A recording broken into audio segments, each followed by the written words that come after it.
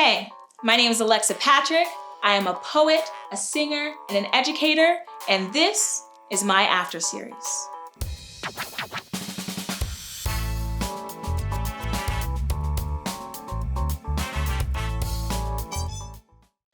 A letter to the white music major who told me I didn't understand jazz. I bet you think Elvis Presley was a great songwriter. I bet the musical Hamilton introduced you to hip hop. I bet you spent too much money on an education you could have gotten from just listening. To hands busy, scraping together money, food, something to live on, hands that still find time to keep rhythm, just listen. To feet that bleed into tips of shoes after long hours of working or escaping and still finding joy in flirting with a dance floor. Or imagine a mouth kept quiet all day opening to sing. Why you wanna fly, blackbird? You ain't never gonna fly. And this all in a living room. Furniture pushed aside so grown folks could do what grown folks do. This a kitchen where nighttime chores turn into moonlit symphonies. This is jazz. What they teach you at your university. They hand you notes on a page, say here, Billie Holiday, without showing you the strange fruit that made her voice a bleeding trumpet. They teach you Coltrane wrote considering strange scales without weighing the cacophony of burning churches.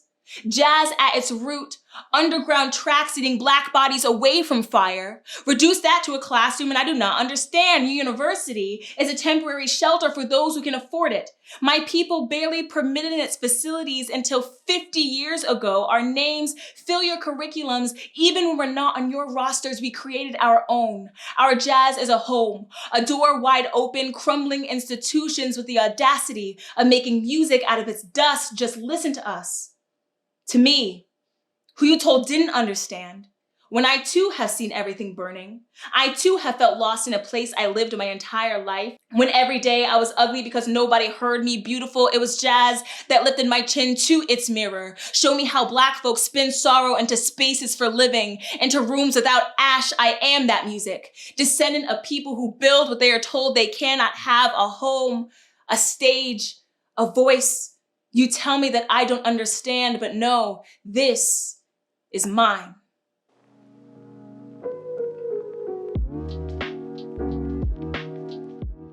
They hand you notes on a page, say here, Billie Holiday, without showing you the strange fruit that made her voice a bleeding trumpet.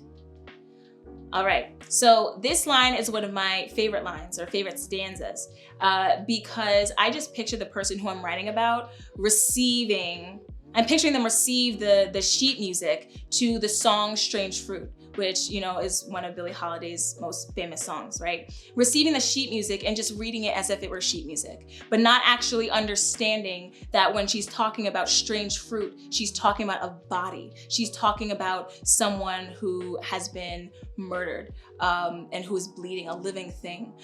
So how do you understand the sound, the feeling, the music that comes from Billie Holiday without also understanding the bodies, those that have fallen and those that have fought,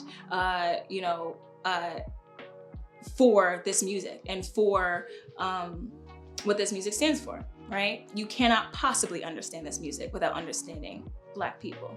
They tell you Coltrane wrote considering strange scales without weighing the cacophony of burning churches.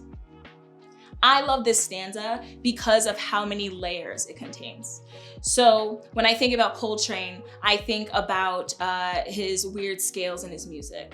I think about also the time that he came from. I know when I was doing a little bit of research on Coltrane for this poem, it talked a lot about how he was influenced by just the violence of the time, by churches on fire, So I was thinking about what are the ways that I can marry strange scales and move it to burning churches. So strange scales, it could also mean scales in music. It could also mean weights. So I just thought it was a lot of fun wordplay to say, considering strange scales without weighing the cacophony of burning churches. Layered, just like Coltrane. When every day I was ugly because nobody heard me beautiful, it was jazz that lifted my chin to its mirror.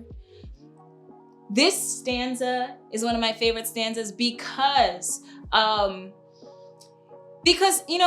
now and then you write a line that just underscores exactly how you feel. And this was exactly how I felt when I was writing the poem. When I was told that I didn't understand jazz, I was offended by it because I felt like jazz had raised me in a way. Jazz had brought me into myself in a way. Jazz was this thing that lifted my chin and showed me who I was. And so I dig this stanza just because I feel like I did a pretty good job of explaining that, if you ask me. Yeah.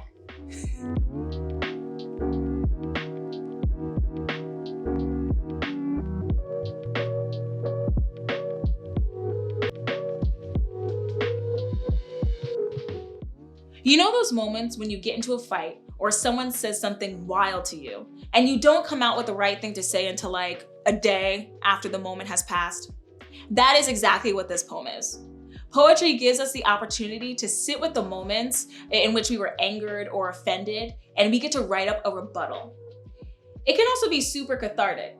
Poetry gives us the opportunity to take moments where we might have felt like we did not have power, and it allows us to take control of that moment. It allows us to name the transgression and reclaim our voices. So let's write some comebacks, y'all. Step 1.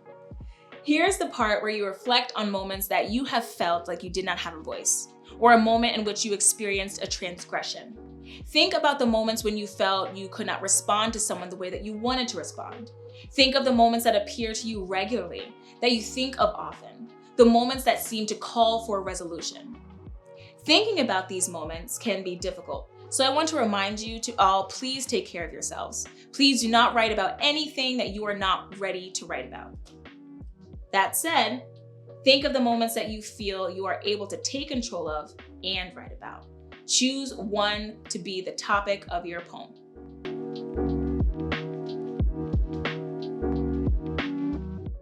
Step 2.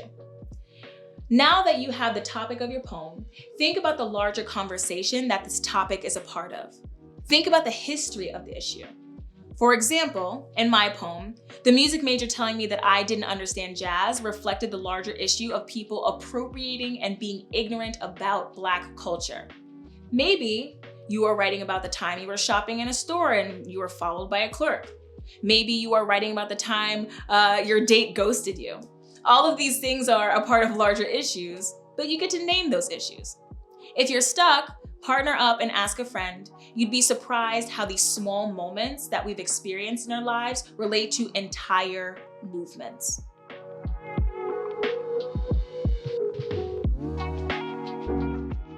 Step 3. Here is your call to action. Now that you have connected your moment to a larger movement, your voice becomes the voice for that movement. I write, I am that music.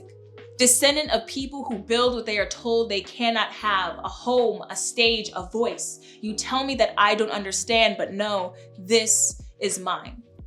The end of your poem is how you gather not only your experience, but the history of the issue you are speaking to. Think of an ending that does just that. You can create a list of the moments that you already noted in your poem. I say a home, a stage, a voice. You can tell us why this issue is significant to you.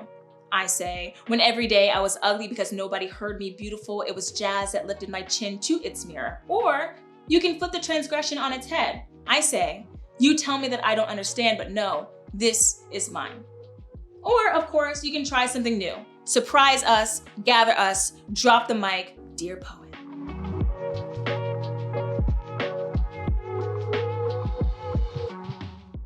All right.